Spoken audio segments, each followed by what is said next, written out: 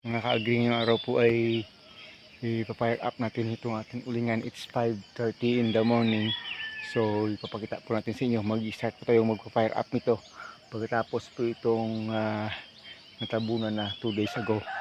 Today is Monday po. So mamayang gabi dito na naman ako matutulog. Kaya sorry na naman sa mga kaibigan natin sa pag-YouTube. Malamang malilate po yung send natin ng resibo sa inyo. Sige po, ipakita po natin ng pag-start up nito mga ka-agree.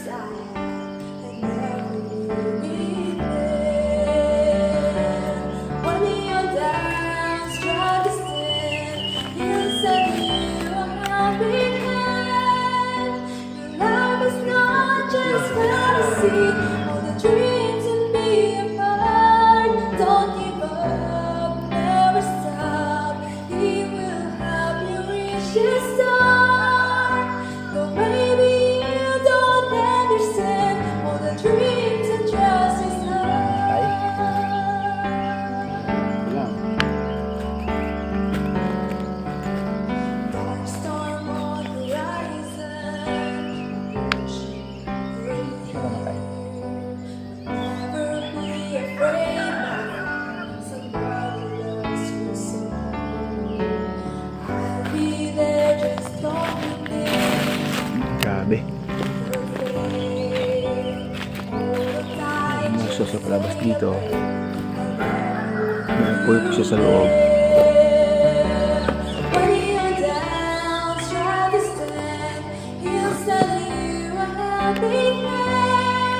Yun po, yan.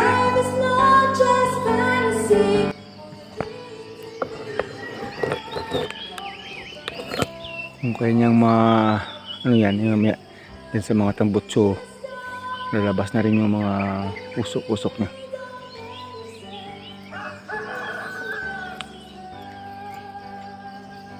So yun po, ganyan po kami magpapaapoy ng ulingan. Hindi pa nakalabas yung ating mga kambing, so may konti ilabas na rin natin sila pagkatapos na ma-sure ito na fire up na yung ating ulingan mga ka-agree. Yun po yung buhay natin dito, buhay ng mga pobre. Tumakas yung usok niya, ibig sabihin umaano na, kumakain talaga ng ano yung apo sa loob. Lalabasan ng konti lang ang mga usok dyan sa tambutso. Walang magawa, pobre na pobre po tayo, kaya lahat ng pwedeng magawa sa bundok, farm life, bundok life ay ganun po talaga. Yung trabahong sinusukuan na lang ng iba sa sobrang hirap po nito, pero mayroon pa tayong next batch pagkatapos po nito. Pag sumobra na po sa tawag sa pang konsumo, ibibenta natin pamahal ng pamahal po kasi yung uling sa ngayon mga ka-agree. Mamakas yung usok doon kasi pag gumanda na yung apo sa loob, ang dyan mismo ay papatayin natin yan. Yung sarado yan dyan para dito lahat sa mga tambutso na ito lalabas yung usok niya. Ayan po, yan, palaki na yung paglabas ng usok. Kaya pag lumaki na yung apoy sa loob, puspusa na yung usok nito mga ka-agree. Lalakas at lalakas nito mga talaga yung kanyang usok. So yun po, nag-fire up po tayo ng ating ulingan mga ka-agree. Yan po yung trabaho ng taga-bundok. Very primitive, very hard. Masyadong pobre, dukha. Pero okay kami dito kahit na mahal yung gasolina. Sa bundok hindi masyadong gamit yung gasolina. Doon sa barangay, yun, grabe yung gamit ng gasolina. Pero dito sa amin, pakunti-kunti lang.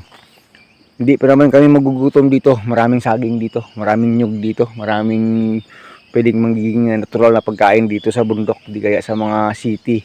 Pag walang trabaho, walang pera, walang pambili ng pagkain, dito meron pa kami. Kahit na ano lang kami dito, maghuhukay lang kami ng mga native na mga root crops dito. Maraming root crops dito, organic pa. Yun po, mga primitive na mga root crops, yung mga hindi itinatanim, tumutubo lang kusa.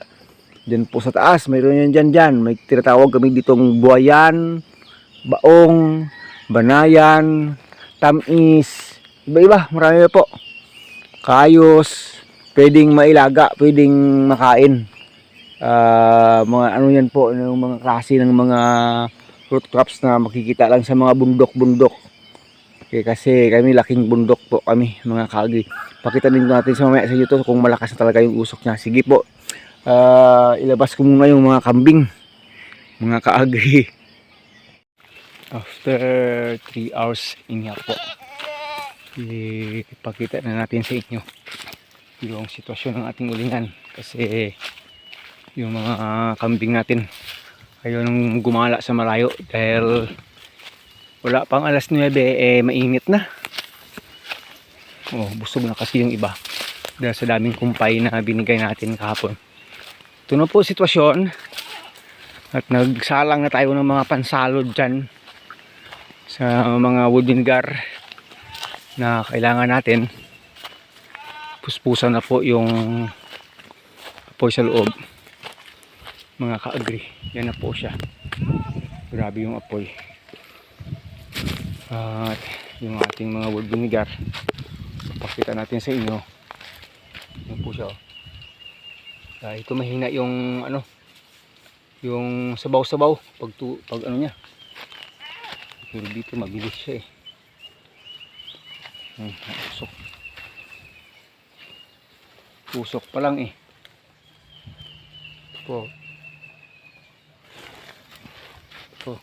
dito kaya yung usok. Lakas masyado.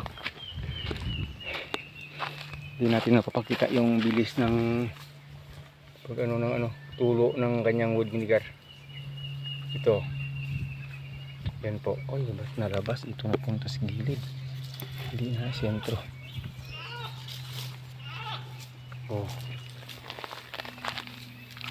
Yung iba dito hindi na naku, ano po, kung saan saan dumaan yung wood vinegar. Paano ba yan? Sandali. Bilis kasi ng apoy dahil po sa itong area puro lahat dry yung kahoy. Mabilis lang yan makain ng apoy. Yun po, nahuhulog na nabubutas na yun. Yun po, yun po. Yun po. 3 hours pa lang yan, nabubutas na. Natutumba na itong isa. Nandiyan na yan kasi yung apoy, bilis lang. Yun po. Natutumba na, andyan na yung apoy talaga. Kunin ko na lang ito. Kasi sayang ano na ito. Grabe. Sobrang bilis lang ng apoy kasi super dry na yung mga kahoy na inuling natin. So yun. Yan yung kanyang situation dito.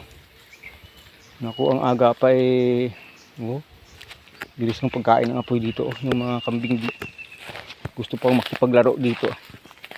Huwag na kayo muna dito, sandali po, mga butas dyan, tatakpan lang muna natin konti.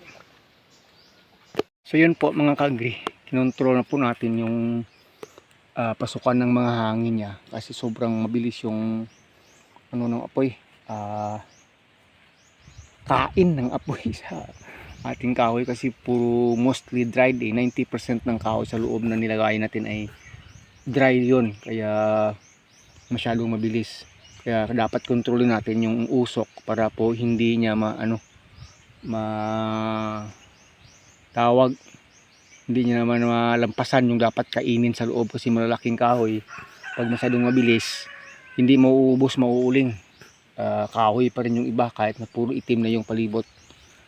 So dahil sa malalaki yung nilagay natin doon. So dapat kontrolin yung usok na hindi masyadong malakas.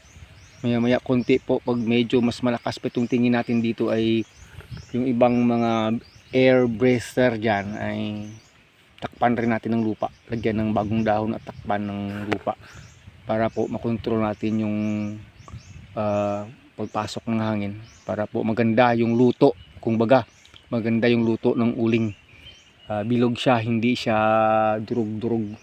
Kasi pag malakas masyado yung apoy at ganitong puro dry, durug-durug po kasi yung uling, mga ka-agree.